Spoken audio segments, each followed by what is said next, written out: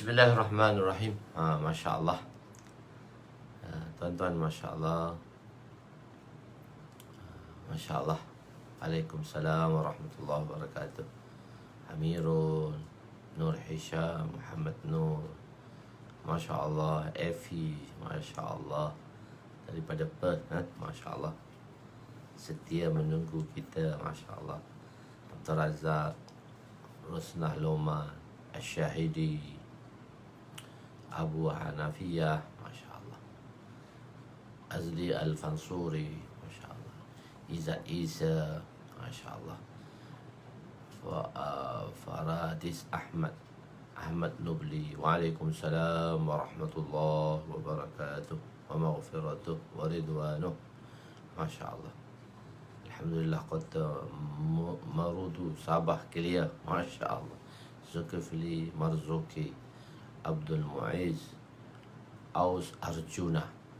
Masya Allah. Syah Alam, Abang Syah Alam kita tu dah sampai ke kitab. Kitab dah sampai ke belum? Yang dihantar tu ke Singapura sudah sampai ke belum? Alhamdulillah. Jazmin Hawari, Ismail Osman, Anas Muhammad Baqi, Muhammad Nur Batni, Shuzila Adam, Ramizu Abdul Rahim, Masya Allah. Haji Abdul Manam, Masya Allah. Masya Allah, Masya Allah. Barakallah fih. Masya Allah, kita sambung lagi pengajian kita kepada bab berpegang teguh kepada Al-Quran dan Sunnah. Oh, belum lagi dia Singapura lambat sikit. Dia beritahu bahawa ni lambat sedikit lah. Sebab masih dalam PKPP ni, lambat sikit sampai dia tu. Masya Allah. Bismillahirrahmanirrahim. Assalamualaikum warahmatullahi wabarakatuh. Subhanaka la ilma lana illa ma 'allamtana innaka antal alimul hakim. Wa la hawla wa la quwwata illa billahil aliyyil azim. Rabbi yassir wa la tu'assir wa tammim bil khair ya fattah wa bika nasta'in. Nahmaduhu wa nusalli wa nusallim ala rasulihil karim wa ala alihi wa ashabihil fatihina bihadiyihim ila al-haqiqatil majadha. Amma ba'du. A'udhu billahi minasyaitanir rajim. Bismillahirrahmanirrahim. Wal 'asri innal insana lafi khusr illa allazina amanu wa 'amilus salihat wa tawasaw bil haqq wa tawasaw bis sabr. Sadaqallahul azim. Wa qala Nabi sallallahu alaihi wasallam, la yu'minu ahadukum hatta yuhibba li akhi ma yuhibbu li nafsi. Wa qala Nabi sallallahu alaihi wasallam, nadarallahu imra'an sami'a maqalati wa'aha summa addaha kama sami'a rubba muballighin aw amin sami'in aw kama qala alaihi wassalatu wassalam. Ya, kita balik kepada muka hadis yang berada di muka surat 142 bracket nombor 3, iaitu bab yang kelima daripada kitab yang pertama, iaitu Kitabul Iman. Bab yang kelima, berpegang teguh kepada Al-Quran dan Sunnah. Okay. Hadis yang ketiga, tajuknya seburuk-buruk manusia. Masya Allah, Muhammad Zar Muhammad. Masya Allah, Muhammad Zar Muhammad juga daripada Queensland, Queen Parksland, daripada Australia juga. Lama, Masya Allah. Seburuk-buruk manusia. Wa an ibn Abbas radhiyallahu anhu maqal qala Rasul sallallahu alaihi wasallam, abghadun nasi ila Allah salasatun, mulhidun fil harami wa mubtaghin fil islami sunnatal jahiliyah wa mutallibin damim ri'in bighairi haqqin liyuhriqa damahu. Rawahu Bukhari. Sayyidina Abdullah bin Abbas, yakni Sayyidina Ibnu Abbas radhiyallahu anhuma, meriwayatkan bahawa Rasulullah sallallahu alaihi wasallam bersabda, 3 golongan manusia yang paling dibenci oleh Allah. 3 golongan manusia yang paling dibenci oleh Allah. Pertama ialah orang yang melakukan kezaliman di tanah haram. Kedua, orang yang mencari cara jahiliyah di dalam Islam. Ketiga, orang yang menuntut darah seseorang tanpa hak untuk ditumpahkan darahnya, maknanya dibunuh akannya. Hadis riwayat Imam Bukhari rahmatullah alaih. Penerangan. Kisah ini berlaku, tiga golongan ini yang mana dibenci. Tiga golongan ini manusia yang paling dibenci oleh Allah. Iaitu berlaku kisah ini semasa Hajjatul Wada'. Semasa Hajjatul Wada', iaitu Hajjatul Wada', iaitu apabila seorang telah dibunuh. Seorang telah dibunuh di Hajjatul Wada'. Dan An-Nas di sini, An-Nas ni kalau kita terjemah ikut lafzinya ialah seoranglah manusia. Tapi maksud di sini yang buat haji bersama Nabi SAW di Hajjatul Wada', iaitu seramai 120,000 sahabat. Samai 120,000 sahabat yang buat haji bersama Nabi. Maka An-Nas di sini maksudnya orang Islam lah. Satu orang Islam telah dibunuh sewaktu di dalam menunaikan haji. Begitu. Sebab yang pergi itu kan ramai. Jadi kerana pada musim haji hanya ada orang Islam sahaja, jadi sebab itu kata satu orang telah dibunuh. Jadi, dan orang yang paling dibenci maksud di sini ialah orang yang fasik, iaitu melakukan perbuatan-perbuatan dosa besar seperti membunuh orang. Itu satu perbuatan dosa. Dan bunuh pula tanpa sebab, dan bunuh pula diharam. Oleh itu, maknanya seburuk-buruk pendosa, seburuk-buruk manusia di sini ialah seburuk-buruk pendosa. Yang paling dibenci ialah orang yang melakukan kezaliman di tanah haram, iaitu mereka melakukan kezaliman di tanah suci tadi. Tempat, sebab tanah suci ni tempat dipanggil tanah haram. Bila tanah haram maksudnya perbuatan-perbuatan yang boleh dilakukan semasa di tanah halal, maknanya selain daripada tanah haram, dan perbuatan itu tidak boleh dilakukan di tanah suci. Benda masa kita dalam ihram, so banyak benda yang boleh kita buat, seperti memburu sebelum di tanah ihram. Di tanah halal sebelum kita memakai ihram kita boleh memburu, tetapi kalau masuk dalam memakai ihram kita tak boleh memburu. Kita melanggar peraturan pula, maka di situ kena dam. Kalau kita buat umrah atau haji, maka kita kena dam apabila. Jadi benda yang harus pun sewaktu kita berada dalam ihram, sewaktu berada di tanah haram, ihram dah masuk tanah haram dah, maka banyak perbuatan harus yang boleh dilakukan diharam, maknanya tak boleh dilakukan. Begitulah juga pembunuhan ini, dan pembunuhan ini di tanah selain haram juga halal. Pembunuhan tanpa hak, secara zalim, haram. Lepas tu masuk pula tanah haram, lagi teruk, tambah dosanya. Okey, kedua, memperjalankan tarikah jahiliah, maknanya mula balik, start balik tarikah jahiliah, menghidupkan amalan jahiliah seperti nauha. Nauha ni meratapi mayat. Seperti orang yang meratapi mayat, upah orang. Orang Arab dulu untuk menzahirkan rasa kesedihan apabila keluarga mereka, pihak mereka, kematian keluarga, maka mereka akan upah satu golongan orang khusus untuk menangis, meratap terhadap mayat tadi, untuk menandakan kesedihan, untuk menunjukkan kesedihan. Gitu, menangis khusus meratapi. Dan ini ialah amalan orang-orang jahiliyah, meratapi mayat, menangis. Dah beritahu, Nabi kata jangan nauha, iaitu meratapi kematian. Jadi apabila Sayyidina Ibrahim radhiyallahu anhu, anak lelaki Nabi SAW telah wafat, meninggal, maka Nabi menangis. Itu menangis tangisan seorang ayah, menangis kerana menghadapi musibah yang tidak keterlaluan, dan itu air mata kasih sayang. Itu adalah air mata kasih sayang. Maka menangis demikian tak apa. Jadi menangis dengan serabut, buat muka sedih, muka rambut, nauha dia panggil. Dan kebiasaan ini dilakukan oleh kaum-kaum lah. Kami di Seri Petaling ramai Cina-Cina. Jadi apabila kematian, dia akan ada package meratapi kesedihan. Ada 3 hari package dia. ada 5 hari package dia, ada seminggu package dia.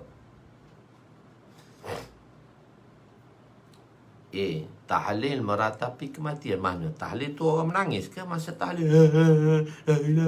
Mana pula menangis ni meratap, menangislah, menangis terlaluan. Jadi kenapa pula tahlil itu meratapi kematian? Ratapi kematian ni menangis. Tidak, tahlil tu kita nak sampaikan ganjaran pahala. Tahlil tu tak payah kisah-kisah dah. Biarlah satu golongan kata bid'ah. Tahlil tu mana bid'ahnya, kita boleh sampaikan. Cuma janganlah buat mesti kata wajib ni buat tahlil. Buat tahlil tak wajib. Siapa nak buat untuk sampaikan ganjaran pahala kepada si mati, tak menjadi masalah. Benda ni dibolehkan. Okey.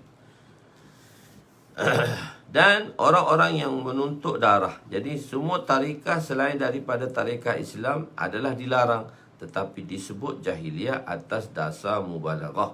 Disebut tarikah jahiliyah, nak beritahu tekan tarikah selain daripada Islam memang dah dilarang. Jadi tarikah yang menentang tarikah Islam, tarikah jahiliyah, nak menunjukkan besar dan beratnya perkara tadi.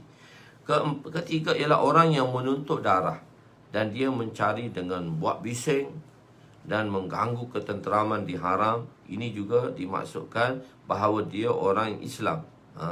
Ada sebagian ulama pendapat mulhid dalam hadis ini merujuk kepada orang yang melakukan kekufuran di tanah haram. Mereka melakukan perbuatan-perbuatan yang kufur di tanah haram. Okey. Ini mereka yang dilaknat. Seterusnya, orang yang enggan masuk syurga. Ada juga orang tak nak masuk syurga. Ada juga orang tak nak masuk syurga. Siapa itu? Kita baca hadis yang ke-114 bracket nombor 4. Wa an Abi Hurairah radhiyallahu anhu qala Rasul sallallahu alaihi wasallam kullu ummati yadkhuluna al-jannah illa man aba. Qila wa man ya'ba wa man aba ya Rasulullah wa man ya'ba. Riwayat ini wa man aba ya Rasulullah man ata'ani dakhala al-jannah wa man asani faqad aba. Rawahu Bukhari. Sayyidina Abu Hurairah radhiyallahu anhu meriwayatkan bahawa Rasulullah sallallahu alaihi wasallam bersabda, setiap umatku akan masuk syurga melainkan mereka yang enggan, mereka yang tak nak. Semua umat aku akan masuk syurga kecuali orang yang tak nak. Baginda telah ditanya, maka baginda sallallahu alaihi wasallam ditanya oleh sahabat-sahabat, siapakah yang enggan, siapa yang tak nak tadi? Baginda bersabda sallallahu alaihi wasallam, barang siapa, Nabi bagi satu kaedah. Nabi tak kata orang masuk syurga ni siapa, orang tak nak ni siapa. Nabi buat satu kaedah, iaitu barang siapa mentaatiku. Kadang-kadang pertanyaan tu terlampau singkat, kadang-kadang satu pertanyaan tu terlampau ringkas. Mungkin dia tahu satu-satu maksud yang lain. Jadi Nabi terang secara sempurna. Maksudnya Nabi kata kamu ni tak tahu lagi benda-benda yang rasa kamu tahu. Itu contoh dia. Iaitu Nabi kata barang siapa yang mentaatiku, dialah yang orang yang memasuki syurga. Dan barang siapa yang mengingkari aku, maka dialah di kalangan orang-orang yang enggan, yakni tak nak masuk syurga Allah Subhanahu wa taala. Penerangan waman aba, siapakah yang mengingkari. Dari perkataan waw di situ ialah huruf kata hubung. Waw ialah huruf kata hubung dan kadang-kadang kata hubung ni yakni sebelum huruf kata dipanggil huruf atifah. Huruf atifah, huruf ataf, satu harf ataf, satu huruf kata hubung. Kalau huruf atifah iaitu huruf-huruf ni banyaklah haraf-haraf yang menyatakan hubung. Walaupun, dan, tetapi, itu kata-kata hubung. Waw ni adalah satu-satunya daripada kata hubung. Kata hubung daripada jumlah kepada jumlah, iaitu sentence kepada satu ayat dengan satu ayat. Kata hubung di antara satu ayat dengan satu ayat. Dan kata hubung juga, kata hubung di antara satu perkataan dengan perkataan yang lain. Di sini ialah kata hubung ni nak menghubungkan satu ayat dengan satu ayat yang lain. Waman, tiba-tiba datang kata hubung waman. Jadi kata hubung ni kita panggil dia harf ataf. Jadi yang sebelum, jumlah yang sebelum atau ayat yang sebelum, sentence yang sebelum, sentence jumlah ayat sama je lah. Kalam pun sama dalam bahasa Arab. Jadi kata hubung, maknanya sebelum waw, sebelum huruf waw ni kita panggil dia ma'tuf alaih. Dan selepas waw, kata hubung tu, dan jumlah lepasnya ataupun perkataan selepasnya, kita panggil dia ma'tuf. Waw ni huruf ataf. Kalau jumlah sentence sebelum waw, kita panggil dia ma'tuf alaih. Dan sentence selepas waw, kita panggil dia ma'tuf. Jadi perkataan waman, man aba, man ni satu jumlah lah, satu ayat yang sempurna lah.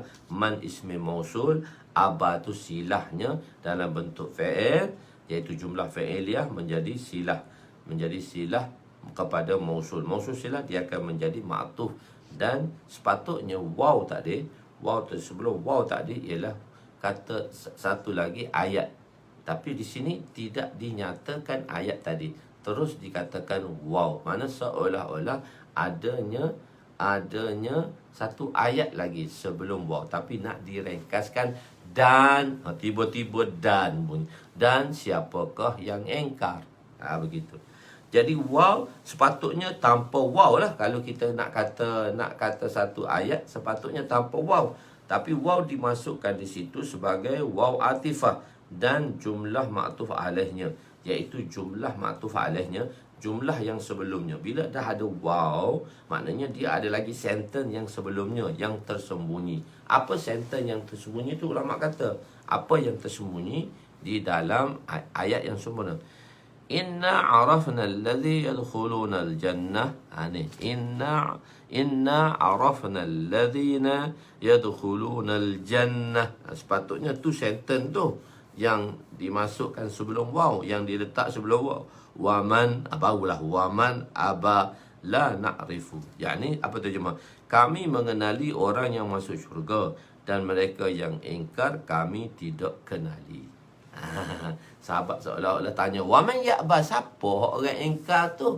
Maksudnya kami tahu dah orang nak masuk syurga tu siapa, cuma kami tak tahu siapa yang tak nak masuk syurga tadi. Siapa yang tak nak masuk syurga tadi kami tak tahu. Maka jawapan Nabi, Nabi tak beritahu orang engkar. Nabi beritahu satu kaedah kuliah.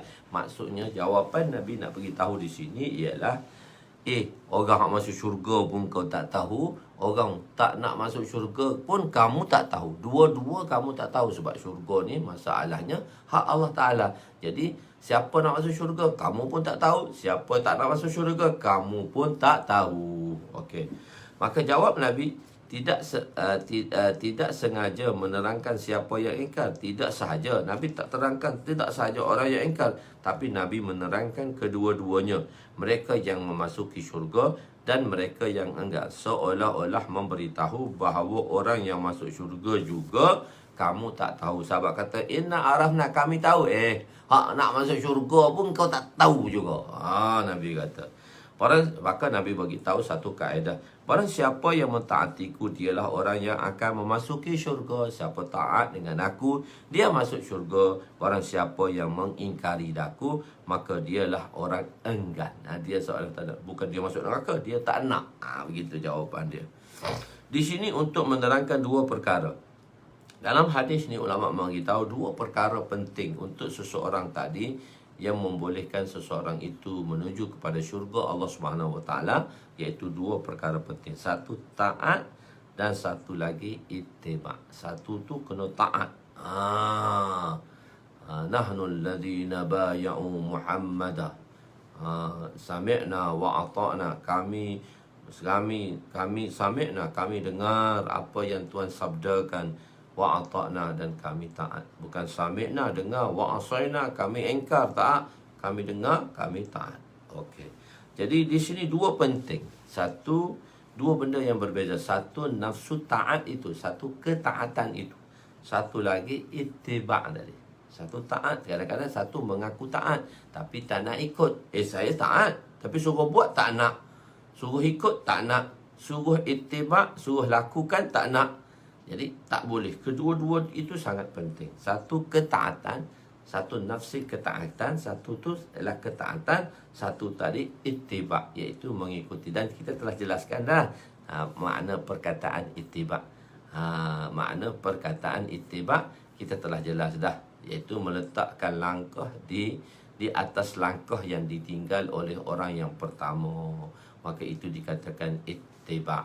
Itulah dimaksudkan dengan ittiba. Okey. Jadi di sini ialah di sini untuk menerangkan dua perkara. Satu ialah darjah ketaatan, satu tu nafsi ketaatan, dan satu lagi ittiba. Kedua-dua ini sangat penting. Bukan semata-mata taat, bukan hanya semata-mata taat, tapi dalam ketaatan itu ada ittiba. Ketaatan dan cara ketaatan. Taat dan cara taat. Taat dan cara melahirkan ketaatan. Taat tapi cara ketaatan buat sendiri. Tak kena, tak betul. Salah lah. Jadi taat dan cara ittiba ni, maknanya terjemah dia untuk memudahkan lagi, cara ketaatan itu kedua-duanya mesti mengikuti sunnah, mesti berada di atas jalan sunnah. Umat yang dimaksudkan dalam hadis ini ialah umat Islam lah, umat ijabah lah, dan umatul dakwah yang bukan Islam. Kedua-duanya sekali. Umat ni dua-dua sekali lah, orang Islam dan bukan Islam. Jika umat itu dimaksudkan umat Islam sahaja, iaitu orang-orang fasik dan orang asing, maka nafi masuk syurga di sini ialah dukhuli awal, peringkat awal. Kita kata orang yang tak nak tadi, orang yang tak nak, kita kata hanya orang Islam sahaja tak nak, maka tak boleh masuk syurga.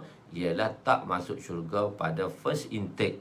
Tapi orang Islam pasti satu hari nanti juga akan ke syurga kalau dia mati dalam beriman. Ini telah kita jelaskan. Jadi kalau kita masukkan orang yang enggan tadi, iaitu di kalangan orang Islam, iaitu mereka tak boleh tak masuk syurga di first intake. Second intake mungkin boleh masuk berapa lama pun tak tahulah. Okey. Dan kedua ialah kalau kita niat, kita mengatakan yang engkar tadi, yang enggan tadi orang kafir, yang tak nak masuk syurga tadi orang kafir. Maka di sini mereka tadi ialah nafi fil abad lah. Maknanya mereka tak boleh masuk syurga sampai bila-bila, sebab dia orang kafir. Jadi dua-dualah maurat dia di situ. Okey, mata Nabi tidur tetapi hati Nabi jaga. Ini peristiwa yang mana mata Nabi tidur tetapi hati Nabi tadi jaga. Berlakunya peristiwa-peristiwa yang di luar batasan Nabi. Okey. Bismillahirrahmanirrahim. Wa an Jabirin radhiyallahu anhu. Hadis yang ke-144 bracket nombor 5. Wa an Jabirin radhiyallahu anhu qala ja'at malaikatun ila Nabi sallallahu alaihi wasallam wa huwa naim. فقالوا إن لصاحبكم هذا مثلا فاضربوا له مثلا قال بعضهم إنهم نائم وقال بعضهم إن العين نائمة وقلب اليقظان فقالوا مثله كمثل رجل بنى دارا وجعل فيها معدوبة وبعث داعيا فمن أجاب داعي فدخل الدار وأكل من المأدوبة ومن لم يجد داعيا لم يدخل الدار ولم يأكل من المأدوبة فقالوا أولوها له يفقهها قال بعضهم إنه نائم قال بعضهم إن العين نائمة وقلب يقظان فقالوا الدار الجنة والداعي محمد ومن أطاع محمدا فقد أطاع الله ومن عصى محمدا فقد عصى الله محمد فرق بين الناس رواه Bukhari. Terjemahannya pada muka surat 412. Sayyidina Jabir radhiyallahu anhu meriwayatkan bahawa malaikat telah datang, sebahagian malaikat telah datang kepada Nabi, sedangkan ketika itu baginda tengah tidur. Malaikat mari. Ada banyak riwayat nanti. Ada kata dua malaikat, ada kata malaikat-malaikat. Jadi banyak riwayat-riwayat yang akan dijelaskan oleh rawi-rawi tersebut. Dia kata kenapa dua malaikat, kenapa malaikat, begitu. So dalam riwayat yang berbeza. Di sini kita mengambil di sini musannif pengarang hanya mengambil riwayat Bukhari dan menjelaskan tentang riwayat-riwayat yang lain. Okey. sebahagian malaikat telah datang, mana segerombolan lah, satu jemaah malaikat telah datang, sedang masa tu Nabi tengah tidur. Maka salah satu daripada malaikat berkata, dia kan tengah tidur tu. Ni orang ni tengah tidur. Kata satu malaikat lagi, seorang, silap tu. Kata satu malaikat lagi, sesungguhnya mata dia tidur. Mata je tidur kawan tu. Sahabat tu, sahib itu mata je tidur, tapi hati tak tidur. Kata mereka lagi, sesungguhnya terdapat satu permisalan mengenai orang yang sedang tidur ni. Contoh bagi sahabat kamu ni, iaitu Sahib bin Naim tadi, Nabi SAW. Maka berikanlah kepadanya permisalan. Berilah permisalan orang tadi. Sebahagian mereka berkata sesungguhnya dia sedang tidur. Berkata sebahagian yang lain, sesungguhnya matanya tidur, akan tetapi hatinya jaga. Maksudnya kita beritahu ni dia dengar tu, mata je tidurnya. Dia dengar tu, buat-buat tidur je tu. Begitu. Jadi maka mereka berkata, perumpamaannya ialah orang tadi seumpama seorang lelaki. Allah Ta'ala ni dia berkatakan rajul lah, rajulul karim, iaitu yang telah mengutus seorang lelaki yang membina sebuah rumah, dan dia ingin untuk mengadakan jamuan, lalu dia mengutus orang untuk menjemput orang ramai. Siapa yang menerima jemputan, tidak menolak akan jemputan tadi, dia akan masuk ke rumah tadi dan memakan hidangan-hidangannya. Dan siapa yang tidak menerima jemputan, dia terima tapi tak pergi, dia tolaklah, maka dia tidak akan memasuki rumah tersebut dan dia tidak akan makan hidangannya. Mereka berkata, takwilkanlah, maksudnya bayankanlah, jelaskanlah, terangkanlah, tafsirkanlah tentang permisalan tersebut agar dia memahaminya. Sebahagian daripada mereka berkata, sesungguhnya, ulang lagi, dia tu sedang tidur. Berkata pula yang lain, sesungguhnya matanya tidur, akan tetapi hatinya jaga. Mereka berkata, rumah itu ialah syurga, dan yang menjemputnya ialah yang memanggil kepada syurga, da'i itu Muhammad.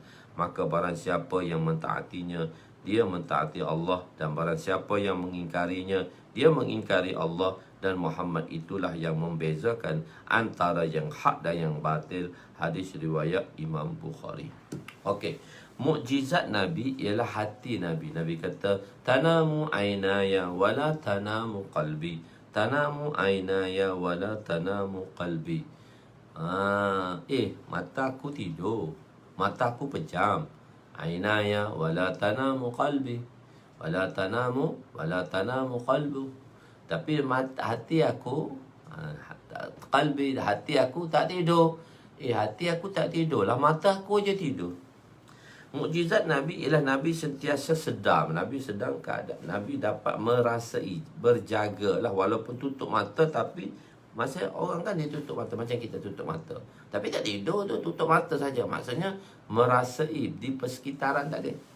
Dalam riwayat Jami' Tirmizi, dinyatakan dengan jelas bahawa malaikat tersebut ialah Jibril dan Mikail. Dua malaikat saja, kata rombongan malaikat.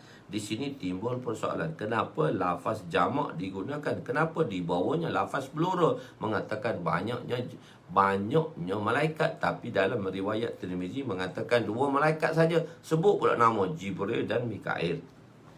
Tetapi hanya maknanya kita kata dua orang tu ramai yang datang, tapi yang bercakap bagi pihak yang datang tu dua sahaja, iaitu malaikat Jibril dan Mikail.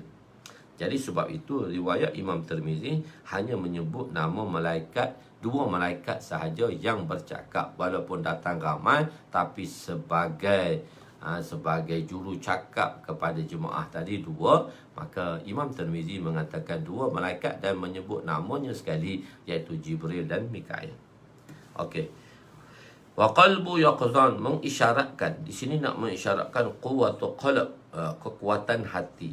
Kekuatan hati Nabi ialah kekuatan idrak, memahami apa yang berlaku di persekitaran dan sentiasa sedar. Nabi ini sentiasa sedar dan tahu keadaan persekitaran walaupun mata Nabi pejam. Okey. Berlakunya satu peristiwa di malam Lailatul Ta'riz. Lailatul Ta'riz ni satu peristiwa berlaku. Okey. Kadang-kadang berlakunya sesuatu hukum. Nabi SAW datang untuk menjelaskan sesuatu hukum. Datang untuk menerangkan sesuatu hukum. Bu'istu mu'alliman. Nabi kata, Allah Ta'ala, Nabi berkata, Bu'istu mu'alliman. Aku dihantar sebagai tenaga pengajar, muallim kepada kamu, iaitu mengajar kamu. Bu'istu muballighan. Aku juga dihantar untuk apa? Untuk menyampaikan pada kamu. Bu'istu liutammima makarimil akhlaq. Liutammima makarimal akhlaq. Aku dihantar untuk menyempurnakan akhlak yang sempurna. Jadi di sini ialah Nabi, maka dilakukan ke atas Nabi. Maka berlakulah hukum untuk menyampaikan hukum dan menerangkan hukum. Maka berlakulah peristiwa itu ke atas Nabi. Hukum tadi dua-dua lah. Satu nama ada hukum larangan atau hukum perintah. Mengenai hukum-hukum larangan, adakah perkara ini berlaku kepada Nabi atau tidak? Kesilapan ini berlaku tak kepada Nabi untuk mensabitkan hukum kepada yang akan datang, untuk sabitkan hukum yang pada akan datang, berlaku tak kepada Nabi? Begitu. Berlakukah kepada Nabi?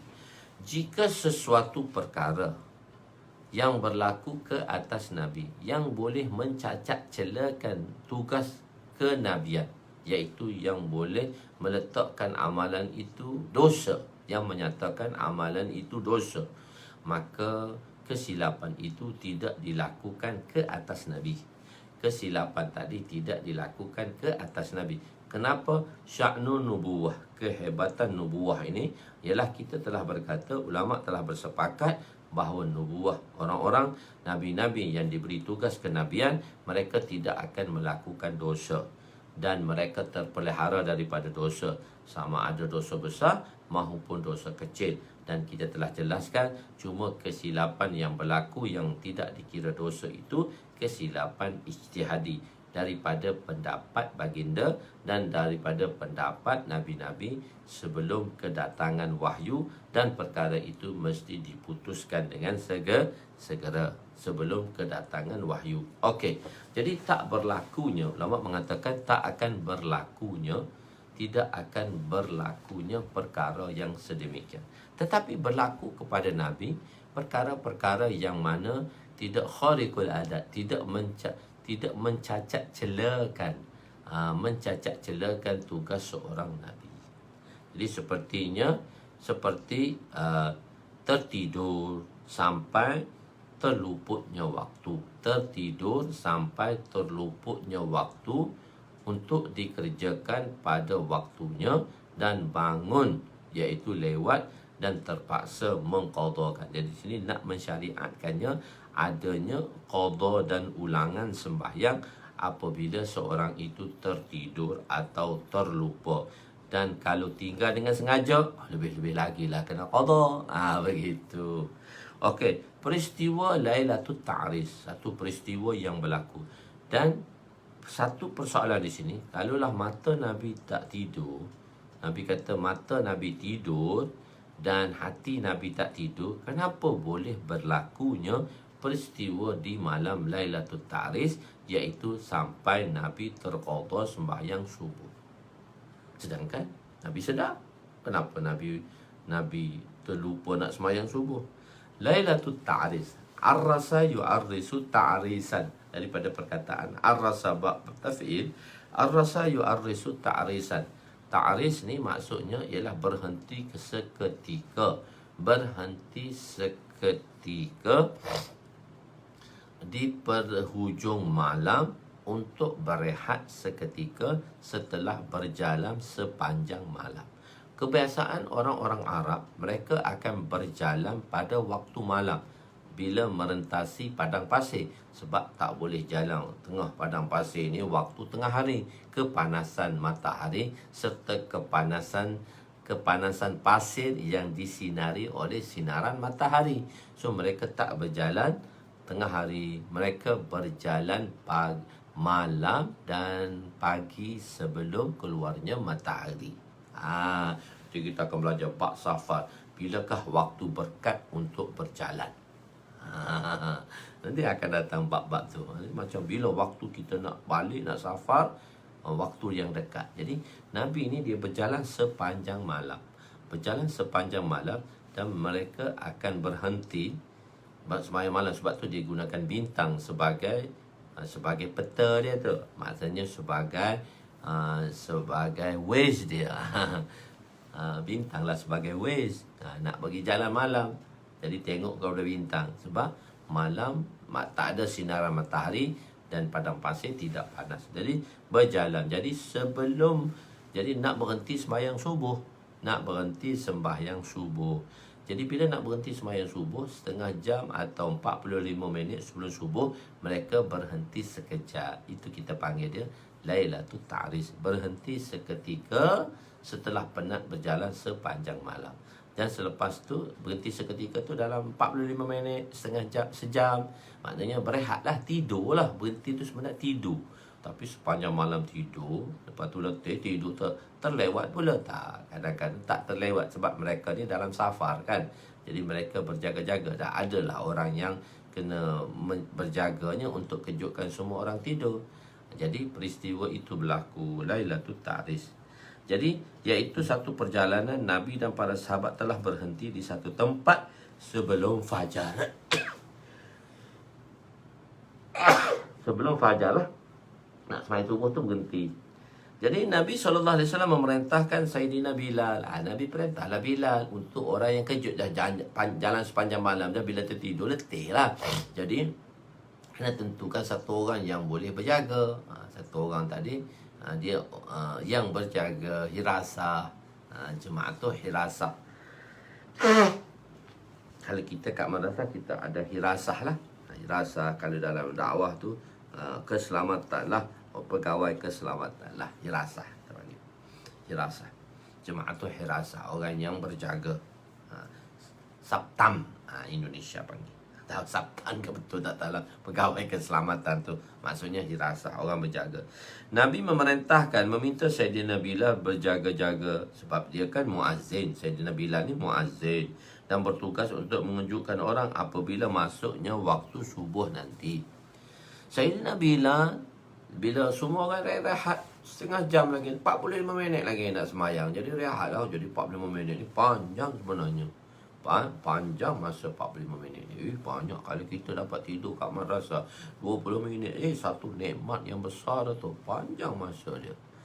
Kalau kita musim sejuk, kalau musim panas, panjang masa. Kita belajar selepas subuh. Lepas tu setengah jam, 20 minit je kita punya sarapan. 20 minit je sarapan kita.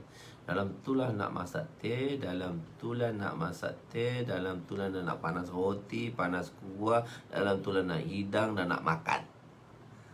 Kalau kat Rawi senang je, kita masuk tu dah ada orang hidang dah, mesti sarapan. Tapi kalau kita belajar di luar, kami tu setahun di luar, masa tu lah 20 minit je, 20 minit saja untuk sarapan. Lepas kelas ada 20 minit untuk sarapan. Masa itulah nak buat teh, masa itulah nak panas roti semalam, masa itulah nak panas kuah, masa itulah nak makan. Kita kata macam mana kalau kita buat? Memang tren askar betul. 20 minit. So satu bilik 3 orang. Bila kami di Ashrafiyah, satu bilik 3 orang. Okey. Satu orang akan panaskan teh, satu orang akan panaskan susu untuk buat teh, satu orang akan panaskan roti dan satu orang akan panaskan kuah. Okey, sambil panas tu satu orang kita dah siap dah pergi ke tandas apa bilik air dah siap dah. Tak 10 minit siap untuk panaskan tu, 10 minit. So makan 5 minit. Tapi bilik air dah pergi dah, makan 5 minit. Lepas tu on top tu kena ada depan, tidak pintu pagar akan ditutup kerana lewat. Jadi mana 20 minit tu. Jadi pendek masa dia. Jadi kadang-kadang 20 minit, kadang-kadang kita letih, kau pergilah sarapan, aku tak nak tidur lah lagi sedap. So 20 minit tu satu tidur nikmat dia tu. Dapat tidur dalam masa 20 minit tu satu nikmat dia. Jadi Nabi Suruh Bilal menunggu sehingga sambil duduk menunggu waktu subuh sehingga tertidur. Sayyidina Bilal ni tertidur. Tertidur macam mana? Saya ringkaskan kisah dia di sini. Maknanya sambil tu tunggu tu, orang tidur, Sayyidina Bilal pun sembahyang. Sembahyang. Allahu Akbar, sembahyang. Dia pun berjalan juga sepanjang malam, mengantuk. Jadi okeylah, dah habis sembahyang 2-3 rakaat, 2-4 rakaat, mengantuk mula menguasai badan. Mengantuk mula menguasai mata. Maka Sayyidina Bilal pun cari dinding. Kan kita duduk kat masjid kan. Jadi duduk tepi dinding, semua orang tua duduk tepi dinding semua. Tu nak cari tempat yang nak sandar, nak tidur lah tu. Saya kata cari dinding tu sebab nak tidur lah tu. Dia pun cari dinding. Itu mana ada dinding? Maksudnya dia berdindingkan unta. Dia pun bersandar kat unta, menghadap tempat keluarnya matahari supaya senang bila matahari keluar. Atas tandanya subuh lah. Maksudnya matahari fajar tadi kan, subuh sadik ke tak ada kan, dia tengok daripada matahari fajar menyingsing tu. Jadi tersandar, tidur sampai matahari naik atas kepala. Dah habis dah waktu subuh, waktu syuruk dah bermula. Habis dah waktu subuh, waktu syuruk dah bermula. Tu pun tak sedar lagi. Orang yang pertama sedar di kalangan mereka ialah baginda sallallahu alaihi wasallam. Apabila matahari telah memancar kepada wajah Nabi, Nabi sedar. Nabi panggil, Bilal, kita orang suruh kau jaga, kau pun tidur juga. Bila Nabi panggil Bilal tu, Bilal jawab apa? Baginda telah, jadi orang yang pertama bangun Nabi sendiri. Baginda telah mengejutkan Bilal dan bertanya kepada beliau, apakah yang telah terjadi? Jawab Bilal, Bilal, kita orang suruh engkau jaga, engkau tertidur juga. Bilal jawab, ya Rasulullah, zat yang menidurkan Tuhan, zat itulah yang menidurkan saya. Allah Ta'ala yang tidurkan Tuhan, Allah pun tidurkan saya. Okey, Nabi kata, zat yang sama telah menidurkan saya. Jadi di sini, jika hati Nabi sentiasa jaga, Nabi kata, tanamu ainaya, dari tanamu ainaya, mata Nabi tidur, wala tanamu qalbu, tapi hati Nabi, wala tanamu qalbi, jadi mata aku tak tidur. Jadi kenapa berlakunya peristiwa terqadanya solat tadi, sampai terqadanya solat, sedangkan Nabi tak tidur? Kenapa Nabi tak sembahyang? Kenapa Nabi tak sedar ke waktu dah masuk? Begitu. Sepatutnya sedarlah. Dah sebab mata tidur, mata aja tidur, hati tak tidur. Jadi begitu. Zat yang sama menidurkan saya. Jadi di sini, jika hati Nabi sentiasa jaga, kenapa terpaksa diqadanya solat tadi? Nabi bersama para sahabat telah bergerak daripada tempat itu dan mengqadakan tempat lain. Okey, jadi kenapa sampai macam tu? Kenapa sampai macam tu? Kita kata ada jawapan tadi. Jadi kita pergi dulu. Maksudnya, kenapa berlaku demikian? Jadi jawapan ada di bawah tu. Kita pergi saja dengan dia. Jadi di sini Nabi jadi dalam bab qada pula. Dalam bab qada ialah, jadi kenapa tertidur tu ada jawapan di bawah, saya tak nak jawab ni. Kita jawab. Kenapa dalam masalah qada, ulama telah berselisih pendapat. Di sini terdapat ikhtilaf di kalangan ulama tentang qada, tentang sembahyang. Jadi mengikut mazhab Hanafi, qada ini tidak boleh dilakukan pada waktu tahrim. Qada ini mesti dilakukan pada waktu bukan tahrim. Bukan waktu tahrim, bukan waktu haram untuk sembahyang. Itu qada mazhab Hanafi. Dalam mazhab Imam Syafi'i, qada ini boleh dilakukan sepanjang zaman. Maknanya sepanjang hari. Kalau 24 jam, tidak ada waktu qada. Dan waktu itu boleh dilakukan terus, walaupun dalam keadaan waktu tahrim. Boleh faham? Maknanya waktu tahrim ni waktu qada. Bila-bila kita boleh buat. Tak apa, tak ada, tak sembahyang qada ni waktu haram pun boleh buat. Waktu tahrim lah, waktu yang tak dibenarkan sembahyang pun boleh buat. Dia dua sembahyang bagi dalam mazhab Syafi'i, iaitu waktu dia tidak ada waktu sembahyang yang tak ada waktu tahiyatul masjid, tahiyatul masjid, kita pergilah waktu bila-bila, waktu tahrim ke, waktu tak tahrim ke, kita boleh sembahyang tahiyatul masjid. Dan kedua lagi sembahyang qada, sembahyang menggantikan sembahyang qada, itu waktu tahrim. Jadi dalam mazhab Hanafi tak boleh, qada mesti pada waktu bukan tahrim. Waktu tahrim ada 5. Waktu tahrim ni ada 5. 2 disebabkan oleh zat, 3 disebabkan oleh sifat. 2 disebabkan oleh zat dan 3 disebabkan oleh sifat. Iaitu 2 tadi selepas gelincir matahari dan sebelum terbenam matahari. Selepas waktu masa terbit matahari. Masa terbit matahari, itu waktu tahrim, disebabkan oleh zat, terbitnya matahari, dan waktu tenggelamnya matahari, iaitu dekat dengan maghrib. Nak habis subuh, waktu terbit matahari, waktu tahrim tadi. Kita panggil waktu tahrim, waktu syuruk tadi, terbit matahari, waktu terbit matahari, dan waktu tenggelam matahari. 3 lagi disebabkan oleh sifat, iaitu selepas sembahyang subuh. Sembahyang, satu orang dia telah sembahyang subuh, dia sembahyang subuh fardu, maka selepas sembahyang subuh, walaupun ada lagi waktu bagi orang lain untuk solat subuh, tapi bagi dia tak boleh dah, sebab dia dah sembahyang subuh. Maka selepas sembahyang subuh tak ada sembahyang qada, tak ada sembahyang sunat, tak boleh sembahyang sunat. Selepas sembahyang asar, selepas bagi seseorang menunaikan sembahyang itu, kita kata dengan sebab sifat tadi, bila dia dah tunai sembahyang asar, walaupun waktu asar masih ada, tapi dia dah tunai, bagi orang itu ke atas dirinya tidak boleh lagi sembahyang sunat selepas sembahyang. Kita kata sembahyang sunat lah, sebab sembahyang qada boleh. Selepas sembahyang asar dan waktu gelincir matahari zawal, kita panggil waktu matahari cacok atas kepala tadi, tegak di atas kepala, waktu itu waktu zawal, dalam 10 minit. Itu waktu zawal. Jadi 5 tempat tak boleh sembahyang. Mengikut mazhab Hanafi tak boleh.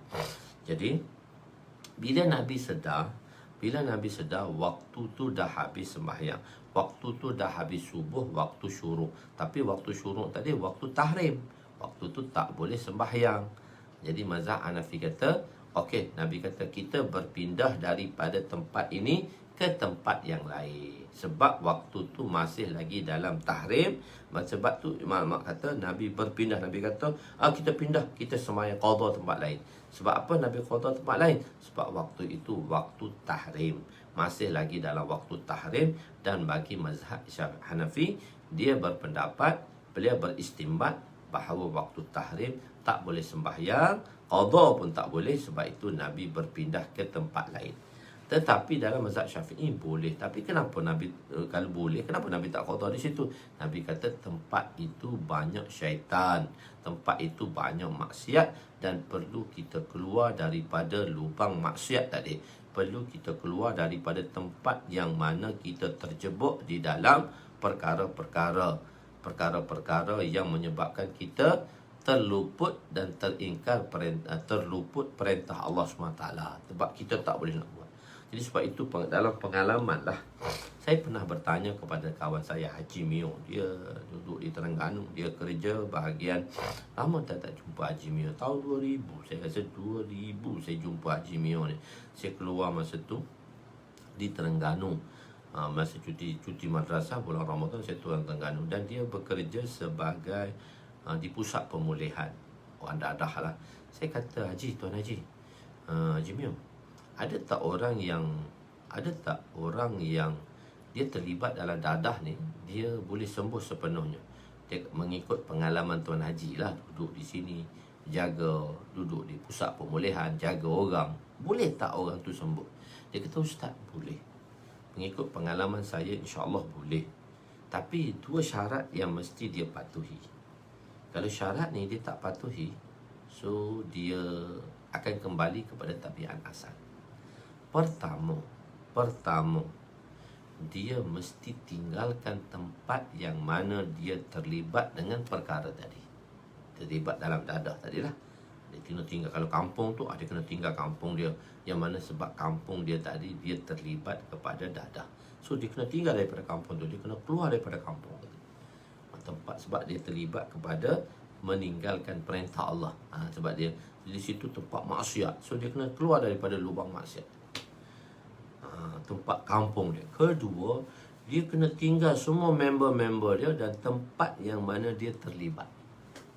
Dia kena keluar kampung, dia kena keluar daripada kampung, dan dia jangan tengok lagi rumah yang dia tempat dia jadi tempat tagih tu. Rumah yang jadi tempat dia menagih tu. Dia kena keluar dan dia jangan tengok kawan-kawan. Rumah dan kawan-kawan ni kena hindarkan, tak boleh. Jadi ada tak pengalaman, saya kata, saya suka tanya, ada tak pengalaman? Ada, dia kata, satu orang dia betul-betul insaf, Masya Allah. Dia memang betul-betul insaf lah dengan dadah ni. Tapi oleh kerana kami tengok kesungguhan dia, kami telah berusaha. Kami pindahkan dia ke Langkawi. Kami pindahkan dia ke satu tempat lah. Dia beritahu masa tu Langkawi. Kami pindahkan dia ke Langkawi. Masya Allah, kami pindahkan dia. Kami tolong cari kerja untuk dia. Dia boleh bekerja. Dan kami pindahkan anak isteri dia ke sana lah. Semua ke sana. Masya Allah, dia dalam masa 10 tahun TikTok. Bagus, tak kena apa. Tak ada apa. Dia dalam keadaan baik. Tapi selepas 10 tahun, hati terasa nak balik kampung. Dia pun baliklah kampung. Hari pertama dia pijak kampung, Syekh mari balik. Hantu mari balik lah. Dia rasa lain tau. Dia rasa, kita kan rasa lain. Dia rasa something. Dia rasa satu, macam kita rasa satu power lah. Dia kata dia bila dia tengok kampung tu, dia masuk kampung tu dah lain dah. Perasaan dia lain. Lepas tu dia tengok lagi member-member tak mati kena HIV tu masih lagi duduk dalam perangai tu. Angkat tangan. Wow, orang lama datang. Habis. Hari pertama dia masuk kampung, hari tu dia dah kena balik dengan dadah tadi. So dia terpaksa masuk. Dia masuk. Ustaz pula. Dia masuk pula. Sedangkan 10 tahun dia bebas. Jadi sebab itu daripada pengalaman tu dah saya kata, dia terpaksa, dia kena tinggalkan tempat yang mana dia telah terlibat dalam perkara maksiat tadi. Dia telah terlibat dalam perkara maksiat tadi. Dia kena tinggal tempat tadi. Jadi sebab itu Imam Syafi'i kata, Nabi tak qada di situ walaupun boleh diqada di situ.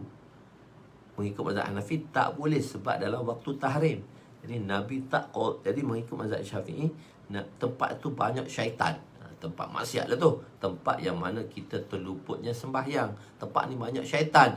Nabi kata kita pindah. Atas dasar tu Imam Syafi'i kata berpindah ke tempat yang lain walaupun boleh qada di situ. So saya ambil compare cerita tu dengan cerita ni. Oh, saya kata, baru saya faham hadis yang saya belajar tu. Kenapa Nabi tinggalkan tempat tersebut dan mengqadanya di tempat yang lain. Oh, saya compare dengan cerita yang orang ni cerita pada saja, Haji Mio ni cerita pada saya, pada orang yang terlibat dengan dadah tadi. Oh, betul lah hadis Nabi. Memang hadis Nabi betul. Cuma kita nak cari kesesuaian cerita tu. Macam mana cerita-cerita tersebut. Kesesuaian cerita tadi tu. So dia kena tinggalkan. Dia sekat tekad saja tak boleh. Dia mesti tinggalkan kampung tu. Dia mesti tinggalkan member-member dia tu. Assalamualaikum. Gitu kawan saya. Suka tengok. Ada kawan saya dia masuk penjara. Saya ni berkawan dengan semua orang. Dia masuk penjara. Bila masuk penjara tahu tak? Orang penjara tu kata, kes apa ni? Orang dalam penjara bila polis masukkan orang tu dalam lock up. Kes apa ni? Orang tu kata, curi ayam. Polis tu kata, patut habis kena kutuk kalau orang penjara. Bodoh engkau ni. Curi ayam pun sampai masuk penjara. Maksudnya perkara kecil pun kena masuk penjara. Tak patut, tak sepatutnya kena masuk penjara. Perkara tak terpatut. Lepas tu dia kata, kes aku ni kes besar tau. Aku masuk penjara. Ada satu orang tu dia datuk. Dia masuk kes penjara ni. Masuk penjara. Maksud tu dia tak datuk masuk penjara. Masuk penjara. Kes apa ni? Kes pembobalan wang haram. Kes 30 juta. Kes 30 juta. Orang penjara kata, wow, penghulu baru. Kita ada tok penghulu baru. Kes besar ni. Dia jadi tok penghulu. Dia kata, aku jadi tok penghulu, Ustaz. Sebab aku kes besar macam tu. Kes tu dia kata 30 juta. Terlepas lah kes 30 juta tu. Terlepas. Aku kena kes tu. penghulu baru. Dia kata, aku jadi penghulu baru. Ni orang lain pula. Saya suka, saya kawan dengan semua orang. Okey, tak apa. Jadi waktu tu waktu tahrim. Jadi waktu tahrim tadi. Jadi Nabi sembahyang balik. Okey. Zat yang menidurkan, zat yang sama telah menidurkan saya. Jadi di sini, jika hati Nabi sentiasa jaga, kenapa terpaksa diqadakan solat? Nabi bersama para sahabat bergerak daripada tempat itu dan mengqadakannya di tempat yang lain. Mengikut mazhab Hanafi, Nabi berpindah dari situ kerana waktu itu waktu tahrim. Setiap solat qada mesti dilakukan di waktu luar tahrim mengikut mazhab Hanafi. Tetapi mengikut mazhab Syafi'i, qada boleh dilakukan pada bila-bila waktu. Maka mazhab Syafi'i mengatakan Nabi dan para sahabat meninggalkan tempat itu kerana memberitahu bahawa tempat tersebut terdapat syaitan. Sepak tu banyak syaitan, maksiat di situ tu. So saya karang kitab ni setelah saya dengar cerita tadi tu, so saya buat compare tadi tu sedikit. Okey. Maka mazhab, jadi kerana memberitahu banyaknya syaitan. Jadi jawapan ni baru nak jawab tadi. Soalan duduk atas, jawapan duduk perenggan lain lagi. Duduk berapa baris di bawah. Soalan kan jawapan tadi, baginda telah mengejut. Jadi kenapa terpaksa diqadanya solat? Jadi kadang-kadang kitab ni, dia soalan tanya lain, jawab duduk muka surat lain. Saya nasib baik jawapan dia saya tak letak muka surat lain. Saya letak bawa benda lain. Dia taktik belajar kitab kan, dia ajib dia buat satu benda. Semasa kita karang tu, kita dah setting dah kita nak buat macam mana. Okey. Jadi jawapannya ialah idrak. Maknanya Nabi dapat mengenal pasti, Nabi dapat idrak. Walaupun Nabi tidur, tapi hati Nabi dia idrak. Maknanya dia dapat tahu di persekitaran, dapat tahu sekelilingnya. Sedangkan waktu subuh hubung kait dengan penglihatan. Waktu subuh ni, masuk subuh, habis subuh dia dengan penglihatan. Oleh kerana mata sudah tutup, maka Nabi tak lihat lagi. Bila keluar, kalau kita mata tutup kan, kita tak nampak apa, tapi kita sedar di sekeliling. Saya mata tutup, saya sedar di sekeliling. Saya sedar depan saya ada ni, tapi saya tak nampak sebab saya telah tutupkan mata saya. Jadi bila subuh ni waktu dia ada hubung kait dengan penglihatan. Jadi Nabi tutup mata, Nabi tak sedarlah bahawa waktu subuh dah masuk.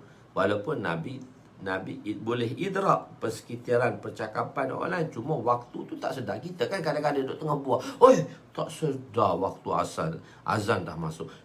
Tak sedar waktu kita dah sejam dah. Patut kena berhenti sebab seronok dah. Sejam dah kita. 6.45, 7.45. Sepatutnya sejam je kita janjikan. Berhentilah. Berhenti. Tapi tak sedar tu. Sampai-sampai cakap, lebih waktu dah. Tak sedar itu, tak pejam mata. Tak pejam mata, tak tidur pun tak sedar. Idrak tadi. Okey, mudah saja. Misalnya seorang yang memejamkan matanya tidak dapat melihat apa yang berlaku di depannya, walaupun dia tidak tidur. Begitu juga hati baginda. Walaupun hati baginda sedar, akan tetapi hubung kait dengan waktu itu dengan penglihatan, bukan dengan hati.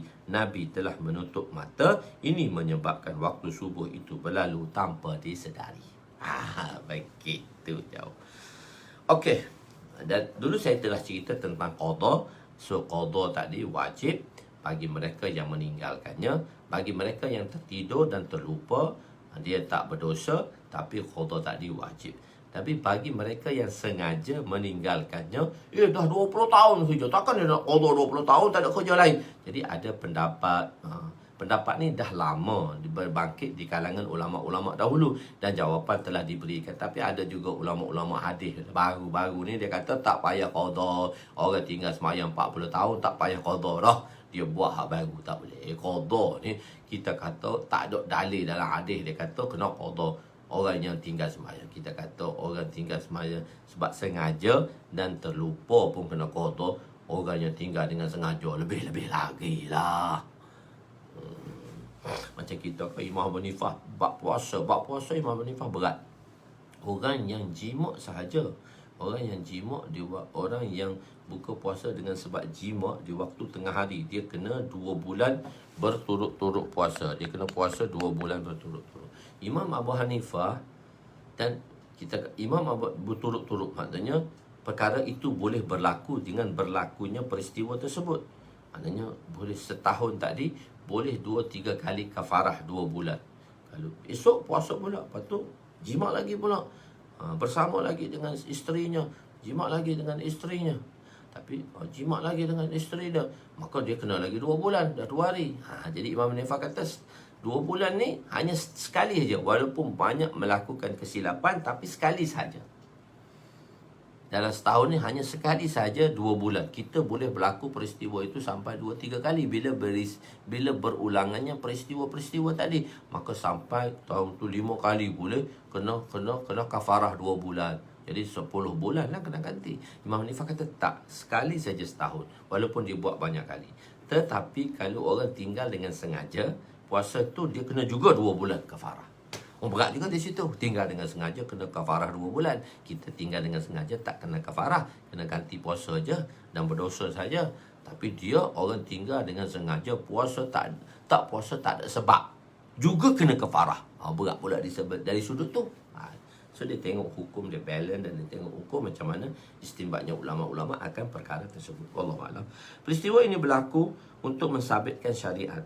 Orang yang meninggalkan solat secara terlupa atau tidak sengaja, maka orang yang secara terlupa meninggalkan solat dengan terlupa atau tidak sengaja lah, tertidur tadilah, maka dimaafkan, tetapi wajib untuk dia mengqadanya solat tersebut. Oleh itu, orang yang meninggalkan solat secara sengaja, lebih-lebih lagi lah wajib meninggalkannya, mengqadakannya. Dah secara sengaja, tak sengaja pun kena qada, maka secara sengaja lebih-lebih lagi kena qada. Okey. Timbul satu persoalan di sini. Sebenarnya persoalan ni kita balik kepada hadis ni. Tadi kita ambil daripada kisah hadis tadi. Ni kita balik kepada lafaz hadis yang Nabi cerita di sini. Timbul persoalan. Perumpamaan yang diberi oleh dalam hadis ini tidak sempurna. Perumpamaan dia kata 4 benda, tapi Nabi kata ada 4 benda. Perumpamaan 4 benda. Contoh 2, sepatutnya contoh 4. Tengok kan, kita kata rumah ialah syurga. Rumah itu ialah syurga, dan yang menjemput itu ialah Muhammad. Jadi 2 saja misalnya. Bisa rumah dan da'i. Mana makdubah, mana makanan. Jadi kan dalam syurga tadi, dalam syurga tak ada 4 perkara. Jadi tengok musyabbah. Satu musyabbah bihi. Musyabbah bihi yang Allah Ta'ala cerita di sini, musyabbah bihi ada 4. Dan perkara nak ditasyabbuhkan tadi, musyabbah tadi, musyabbah bihi dan musyabbah bihi dan musyabbah. Kita cerita dah musyabbah bihi dengan musyabbah. Jadi musyabbah bihi cerita 4, musyabbah hanya cerita 2. Jadi benda tu tidak tatabuk, benda tu tidak ada kesinambungan. Begitu. Musyabbah hanya 2 sahaja. Oleh itu tidak tatbik, tidak selaras. Musyabbah bihi ialah musyabbah bihi tadi bani, iaitu sahibud dar, iaitu siapa tu? Bani, yang membina rumah tadi, bani. Kedua, da'i, pengajak. Dan ketiga, dar, rumah. Keempat, makdubah, hidangan. Itu musyabbah bihi. Dalam musyabbah bihi, sebabkan kaf tu huruf tashbih, dan sebelum tu musyabbah bihi. Musyabbah bihi dan musyabbah. Asalnya musyabbah bihi. Zaidun kal asadi. Zaidun kal asadi. Nak cerita asalnya sebenarnya musyabbah, bukan musyabbah. Musyabbah bihi, bukan musyabbah. Benda yang nak dimusyabbahkan. Okey. Jadi musyabbah di situ ialah da'i, Muhammad dan syurga saja, 2 saja. Jawapannya ialah bila disebut mengenai syurga, maka dengan sendirilah tak payah ceritalah tentang makdubah, hidangan. Dalam syurga tu memang tempat makan dah. Bila tempat makan memang ada hidangan dah, tak payah sebutlah benda tu. Boleh faham, understanding dengan sendiri. Okey. Dengan sendiri akan termasuk kerana makdubah adalah di dalam syurga. Jadi penyebutan tentang syurga akan menyebabkan makdubah, iaitu tempat makan secara syurga. Masuk bilik ta'am, bilik mat'am. Ada sendiri dah tempat hidangan tadi telah disebut. Bani tidak disebut musyabbah bihi kerana bani dan da'i ialah satu sahaja yang sama. Kamasali rajuli bana, kamasali rajulin da'i bana. Sama saja. Asalnya kamasali rajulin da'i bana. Apabila tashbih dengan satu tashbih tadi, musyabbah bihi dengan musyabbah, dia atas mufrad dengan mufrad, ataupun tashbih tadi ataupun bani tersebut telah dihapuskan oleh rawi tak masukkan bani tadi untuk meringkaskan hadis, dalam meringkaskan hadis tadi. Tapi dalam riwayat Tirmizi ada perkataan bana tadi. Bana tu ada, bani tadi ada disebut. Tetapi apabila tasbih murakkab dengan murakkab, maka tidak perlu lagi disebut satu persatu. Bila tasbih tu dalam jumlah ke jumlah, sentence ke sentence, tak perlu disebut dengan secara detail. Jadi perumpamaan di sini lafaz Allah. Di sini lafaz Allah berada di tempat lafaz Allah tu apa dia? Rajulun karim. Seorang rajulun karim. Dan nikmat apa lafaz Allah tu rajulun karim itu sahibud dar, tuan rumah tadi rajulun karim. Rajulun karim itu zat yang mulia lah. Nikmat ialah makdubah dan nabi ialah da'i. Natijahnya ialah orang nabi lah yang akan membezakan antara Islam dan kafir. Nabi lah yang membezakan Islam dan kafir. Pertanyaan sahabat berkenaan dengan ibadat Nabi. Pertanyaan sahabat berkenaan dengan ibadat Nabi. Panjang kisah dia di sini. So kita tak boleh ambil masa panjang sangat di sini. So kita berhentilah jadi di situ. Pertanyaan sahabat pun nak tanya juga ibadat Nabi macam mana. Begitu. Sebab nak tiru Nabi kan, InsyaAllah kita bertemu di lain hari, insyaAllah. Semoga Allah SWT bagi kebaikan pada kita semua. InsyaAllah esok saya ada urusan, pagi dan malam saya ada urusan. Jadi saya tidak boleh buat kelas esok. Sepatutnya kita ada pagi esok. Jadi saya tak boleh buat kelas pagi. Patut saya pun nak ganti malam. Malam pun saya kelas pagi juga. Jadi hari ini cuti sama dengan P. Jadi hari ini cuti. Apa hari ini cuti? Jadi esok tu saya tak ada kelas. Jadi saya rasa untuk kelas esok pagi tu sepatutnya kalau tak ada saya buat malam. Saya pun tak boleh juga malam. InsyaAllah saya ganti kelas esok malam ni. Boleh? Tuan-tuan boleh duduk tak? Kelas esok saya ganti malam ni. 1 jam ke malam ni? Dalam 1 jam kita ganti malam ni boleh? Sabtu malam. Hari Ahad kita cuti terus lah. Kita cuti terus dan kita ganti malam ni. Kita ganti terus, kita cuti malam. Jadi malam ni kita ada kelas lah. InsyaAllah kita ada kelas malam ni. Jika ada perubahan, saya akan tampalkan di wall tu, InsyaAllah. Tapi InsyaAllah malam ni saya akan ganti untuk kelas esok. Boleh? Tak apa. Kalau tuan-tuan ada kerja pun tak apa. Tuan-tuan dah ada setting, dah nak ke mana pada malam ni, tak boleh dulu, tak apa. Tuan-tuan boleh melihatnya. Tuan-tuan dengan nak beri perhatian, tuan-tuan melihatnya selepas rakaman lah, selepas live lah, InsyaAllah. Sebab tu kita pun di markas pun kita dah buat perhimpunan pun tak boleh lagi. Jadi sebab tu saya ambil masa malam ni. Waktu ada masa, kita boleh ambil masa tadi, InsyaAllah. Nanti bila dah buka sepenuhnya malam markas ni, Sabtu malam Ahad, kita tak buatlah bagi rakan-rakan yang nak datang ke markas. So kita dah sekarang ni masih lagi dalam PKPPP, tak boleh buat apa. Sebab tu saya buat malam perhimpunan ni Sabtu malam Ahad.